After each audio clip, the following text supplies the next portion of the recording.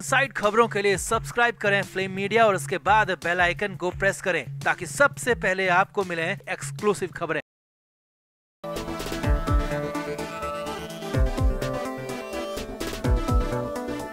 तो महाराष्ट्र में सियासी शोर चरम पर है। मध्यावधि चुनाव को लेकर हर पार्टी एक दूसरे पर कीचड़ उछालने में लगी है।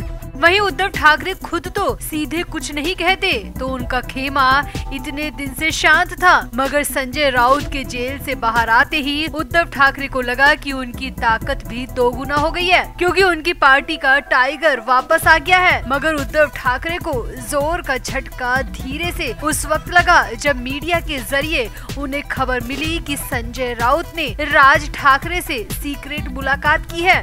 दिल्ली से मुंबई लौटते ही संजय राउत सीधे राज ठाकरे के आवास पर गए और करीब 1.5 घंटे तक दोनों में बातचीत हुई। सबसे हैरानी की बात ये है कि धाकड़ छवि वाले संजय राउत इस मुलाकात के दौरान मीडिया से छिपते हुए अंदर गए और बाहर निकलते वक्त भी मीडिया कर्मियों से पूरी तरह दूरी बनाए रखी।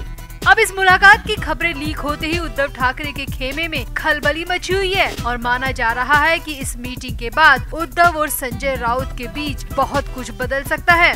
तो आखिर राज ठाकरे से क्यों मिलने गए संजय राउत? सीक्रेट मीटिंग के मायने क्या है? क्या राज ठाकरे के साथ मिलकर संजय राउत कुछ अलग ही करने वाले हैं? तो आपको भी सीक्रेट मीटिंग से जुड़ी हर अपडेट बताते हैं। आप भी वीडियो को शेयर करें और अपनी राय कमेंट बॉक्स में जरूर दें। तो बाला साहब ठाकरे के परिवार में राज ठाकरे और उद्धव ठाकरे में कभी नहीं बनी। उद्धव ठाकरे तो राजनीति में आना ही नहीं चाहते थे, वहीं राज ठाकरे मन ही मन खुद को बाला साहेब ठाकरे का सबसे लायक उत्तराधिकारी मानते थे। मगर बाला साहब ठाकरे के निधन के बाद सब कुछ बदल गया। सत्ता की चाबी उद्धव के हाथ लग गई और राज ठाकरे की सालों की मेहनत पर पानी फिर गया। शिवसेना से अलग होकर राज ठाकरे को अलग पार्टी भी बनानी पड़ी और तब से ही दोनों में कभी भी नहीं पटी। दोनों एक दूसरे को फूटी आंख पसंद नहीं करते। दोनों को राजनीतिक भाषा में सियासी दुश्मन भी कहा जाता है। दोनों एक दूसरे का नाम तक लेना गवारा नहीं समझते। अब ऐसे में अगर उद्धव ठाकरे ग्रुप का सबसे बड़ा लीडर राज ठाकरे से सीक्रेट मीटिंग करने चले जाए तो उसके मायने क्या होने चाहिए? जी हाँ, उद्धव वाली शिवसेना के संजय राउत ने राज ठाकरे से मुलाकात की है और वो भी बिल्कुल सीक्रेट तरीके से। सूत्रों की माने तो दिल्ली से लौटकर यानी कि मुंबई पहुंचते ही संजय राउत सबसे पहले राज ठाकरे के आवास पर पहुंचे, जहां तकरीबन 1.5 से पौने 2 घंटे तक दोनों के बीच बातचीत हुई। अब इस खबर के बाहर आते ही हंगामा मच गया, खलबली मच गई और सबसे हैरानी की बात ये है कि जेल से बाहर आए संजय राउत लगातार मीडिया से इंटरेक्ट कर रहे हैं, मगर राज ठाकरे के घर जाते और बाहर आते वक्त मीडिया से किसी भी तरह की बात नहीं की। संजय राउत ने मीडिया कर्मियों की तरफ देखा तक नहीं, बल्कि ऐसी कोशिश की गई कि किसी को इस मीटिंग की भनक भी न लग पाए। मुंबई मीडिया सूत्रों की माने तो संजय राउत किसी काम के सिलसिले से दिल्ली गए थे और 15 नवंबर को दोपहर बाद वापस मुंबई लौट आए थे। अब मुंबई के एयरपोर्ट से संजय राउत सीधे राज ठाकरे के घर गए थे, जो कि मुंबई में शिवाजी पार्क के पास स्थित है।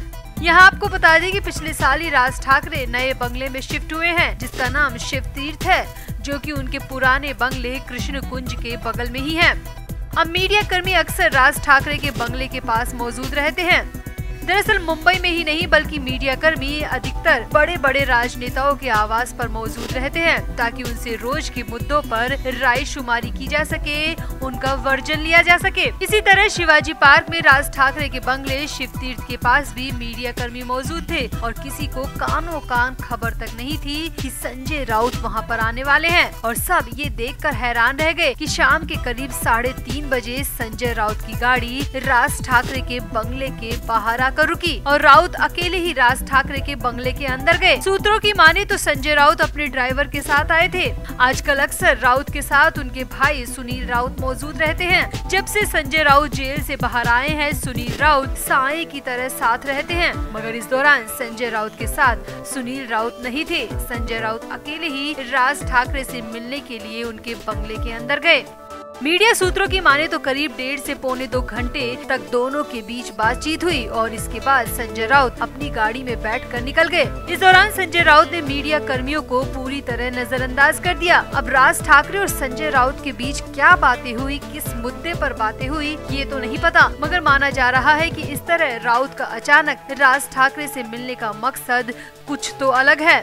अब हो ये भी सकता है कि जेल से निकलने के बाद संजय राउत सबसे ही मिल रहे हैं। वो शरद पवार से भी मिले, फडणवीस से मिलने की बात भी कही और भी कई बड़े नेताओं से संजय राउत लगातार मिल रहे हैं। तो हो सकता है कि इसी कड़ी में राउत ने राज ठाकरे से भी शिष्टाचार मुलाकात की हो।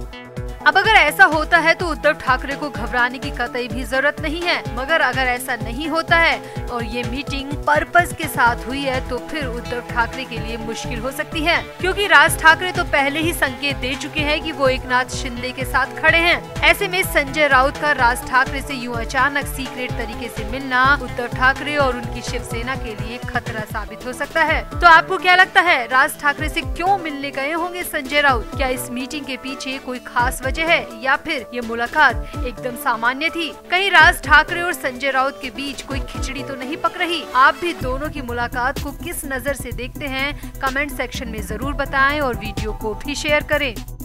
तो महाराष्ट्र की राजनीति में संजय राउत की जमानत पर हुई रिहाई चर्चा का विषय बनी हुई है। लोग सवाल पूछ रहे हैं कि क्या शिवसेना के फायर ब्रांड नेता ऑर्थर रोड जेल में 3 महीने का समय बिताने के बाद शांत पड़ चुके हैं, खामोश हो चुके हैं। पात्रा चौल से संबंधित मामले में ईडी की जांच का सामना कर रहे राउत ने जेल से बाहर आने के बाद पिछले कुछ दिनों में अपनी आक्रामकता नहीं दिखाई। बीजेपी के शीर्ष नेतृत्व की कड़ी आलोचना से भी परहेज करते दिखे। इतना ही नहीं, उप मुख्यमंत्री देवेंद्र फडणवीस की तारीफ कर तो राउत ने सबको चौंका दिया। पीएम नरेंद्र मोदी और गृह मंत्री अमित शाह से मिलने की इच्छा जाहिर कर राउत ने सबको हैरान कर दिया। और सबसे बड़ी बात यह है कि राउत को जेल से बाहर आए लगभग 1 हफ्ता हो चुका है, मगर अभी तक राउत ने डेली मीडिया ब्रीफिंग की शुरुआत भी नहीं की है, जिसमें वो करीब हर सुबह केंद्र और बीजेपी के खिलाफ आक्रामक रुख अपनाया करते थे। ऐसे में लोग सवाल पूछने लगे हैं कि क्या संजय राउत जेल जाने के बाद नरम पड़ गए हैं? तो हाँ, इस नरमी की वजह वो ही एक नोटिस है जो कि संजय राउत के घर पहुंच चुका है।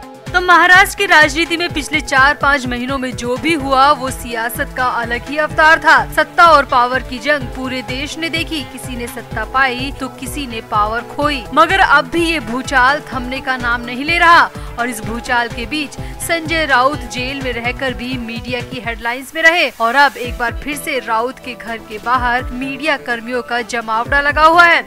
दरअसल 2 दिन से राउत के घर के बाहर काफी तादाद में पत्रकार जुटे हुए हैं और इसकी वजह वो नोटिस है जिसका जिक्र हम 13 नवंबर की हमारी स्टोरी में कर चुके हैं। और उस नोटिस के आने के बाद तो मैत्री से लेकर मातोश्री तक खलबली मची हुई है।